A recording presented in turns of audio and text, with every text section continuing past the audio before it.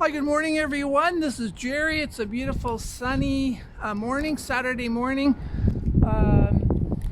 Students are arriving back at the university. My first class is this Monday in a couple of days. So September, is that the 14th or 15th? So surprisingly, students are back here at most of the college and universities here in China. I'm looking forward to meeting the students in person. So this weekend I thought it'd be a good time for me to start a new painting. And if any of you have watched my previous videos, you'll know that I'm quite big on having an open beginning. So I'll put the link here to Mel McCudden. I think the name of the video is Finding the Image. That's what I want to do today, but for me, finding the image begins with a collage using some newspaper and just randomly gluing paper to a canvas board. So I have my canvas here. It's 80 centimeters. We're working on a 80 centimeter by 120 centimeter pre-primed store-bought canvas. I just used the normal white school glue. In fact, on the bottle of the glue, I think it just says I think the name of the glue is just white school glue.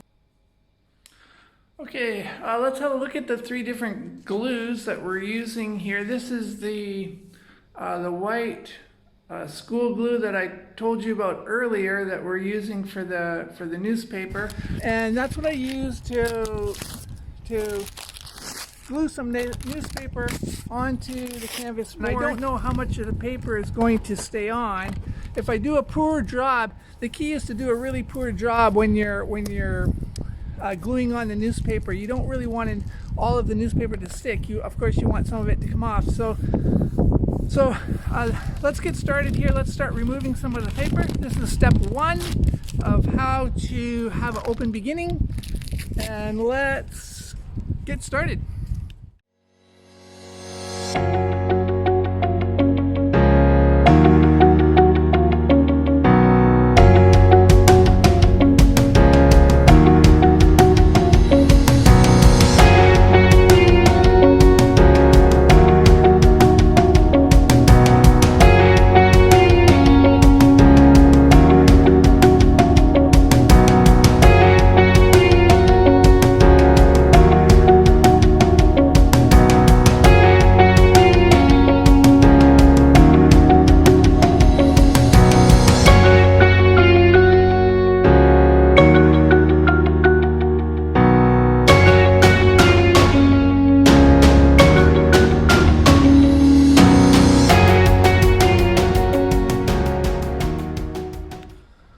Okay, there we have it. I removed all of the newspaper.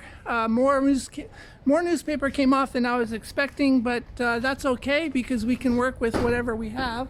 So now our next job is to, in our next video, we will be finding the image. We'll be studying the shapes. We've got some really wonderful looking shapes here to study. In our next video, we will take a look at some of the colors, take a look at some of the shapes, take a look at it from a distance, from close up, and see if something jumps out at us. And that's to me, that's the most fun part, is using your imagination, turning the painting around, studying it, and seeing if we can allow the painting to tell us what it wants to be, rather than us deciding what we want to paint before we begin. So okay, so look. Okay, so in this first position here, I think it might be easier to just show you I'll use my computer to show you the photos that I've taken of the painting as I rotate it. And basically we're just looking at the colors, looking at the shapes. Right away in this particular painting, because of the trunk shape, I sort of see a trunk of an elephant here. I think it'd be really easy to imagine a elephant at the top of this painting. I also see some face a face design or a face pattern with the nose and mouth and the two eyes, and also a figure where we don't see the newspaper, the white areas. We also have an area where we could put in a head here and a shoulder and the body. So again, it might be easier for me to just show you using my computers, but we're turning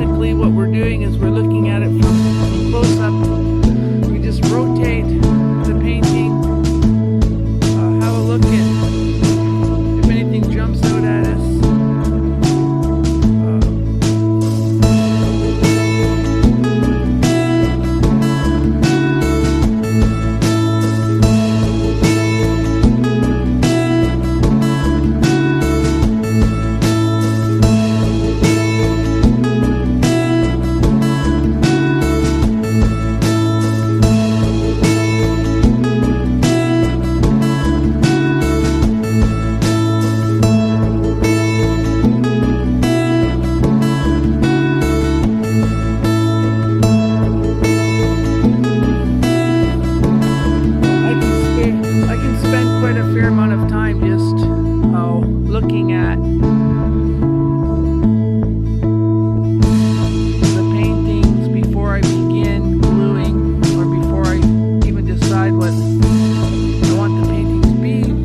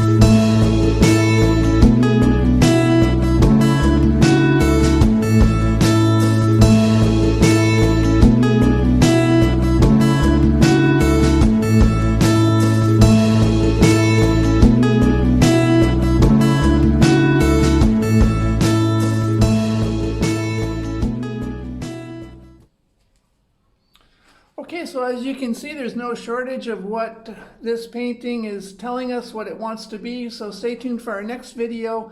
I'm kind of inclined to, after, even though we have lots of options to do our gluing, I'm kind of inclined to just do this as a pure abstract piece, as a pure abstract painting. So I'll keep you in suspense. I'll surprise you in the next video to see what happens, where we go with this next painting. So until then, bye for now. Take care.